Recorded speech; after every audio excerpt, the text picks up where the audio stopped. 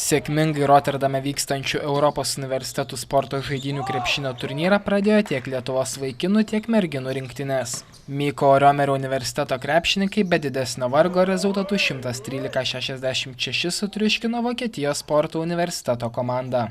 Nuo pat rungtynių pradžios dominavę Mindaugo Sakalausko auklėtiniai jau po pirmųjų 10 minučių turėjo solidžią persvarą – 31–11, o įpusėjus rungtynėms mačo nugalėtojas mažai kam kėlė abejonių – 60–24. Svarbiausias akcentas buvo neatsipalaiduoti, žaisti tą patį žaidimą ir kad nesutraumuotume tiesiog, nes jau per daug atsipalaiduoti, tai lengviausia trauma gauti. Vokiečiai, rumūnai gal kiek silpnesnės komandos, bet matėm turkus, matėm kroatus, tai ten tikrai yra stiprių žaidėjų, kur mes žinom iš jaunimo rinktinių, tai manau, ten tikrai bus ką su jais veikti.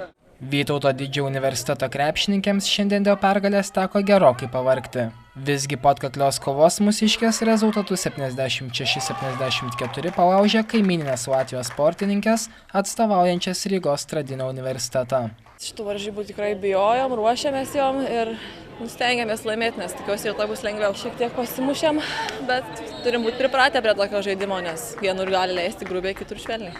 Neišmušė šviežių, na, ta tokia tikrai neįprasta turbūt jų aikštelė. Išmušė, kiek mes užlipom ant tos raudonas linijos, tokius gal 4 kartus, nes raudona, geltona, mėlyna ir nesupranti, kur bėgti. Martynas Balevičius, Andrius Kazakaitis, Rotterdamas.